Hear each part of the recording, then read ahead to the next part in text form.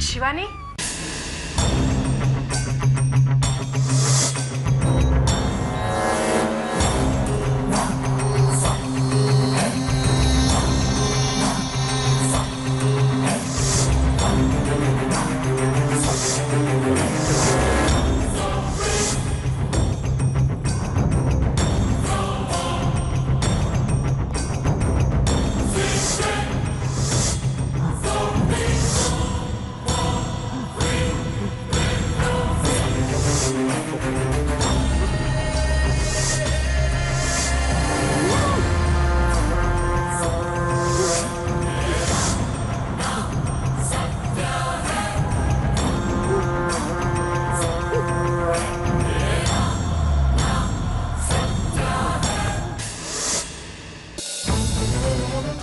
ಏನಮ್ಮ ಶಿವಾನಿ ಇದೆಲ್ಲ?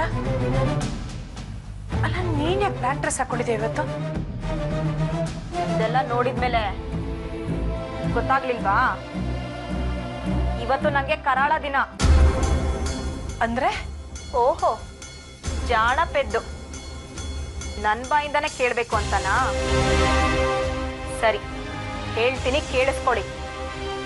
ನಿಮ್ ಪ್ರೆಸ್ಟೀಜ್ಗೋಸ್ಕರ ನಮ್ಮಪ್ಪನ್ನ ಮದ್ವೆ ಆಗಿ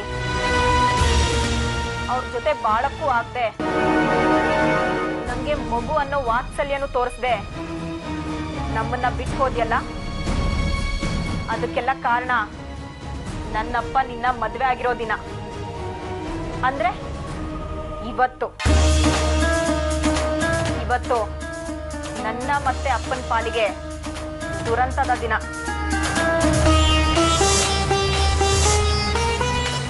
ಇವತ್ತು ನಾವು ಯಾರನ್ನ ನೋಡೋದಾಗ್ಲಿ ಮಾತಾಡೋದಾಗ್ಲಿ ಇಷ್ಟಪಡೋದಿಲ್ಲ. ಆದ್ರೂ ನಿನ್ ಜೊತೆ ಮಾತಾಡಿ ನಮ್ಮಪ್ಪ ಹಾಕಿದ ಗೆರೆನ ದಾಟಿ ಅವ್ರಿಗೆ ಹರ್ಟ್ ಮಾಡ್ಬಿಟ್ಟೆ.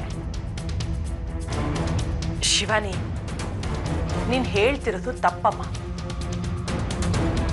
ಯಾವುದೇ ಹೆಣ್ಣಿಗಾಗ್ಲಿ ಅವಳಿಗೆ ತಾಳಿ ಕಟ್ಟಿರೋ ಗಂಡ, ತಾನು ಹೆತ್ತಿರೋ ಮಕ್ಕಳು, ಅವರಿಬ್ರನ್ನು ಅವಳು ಯಾವತ್ತೂ ದೂರ ಮಾಡ್ಕೊಳಕ್ ಇಷ್ಟಪಡಲ್ಲ. ಆದ್ರೆ ವಿಧಿ ಲಿಖಿತ ಏನಿದೆಯೋ ಅದನ್ನ ಯಾರಿಂದನೂ ತಪ್ಸಕ್ಕಾಗಲ್ಲಮ್ಮ.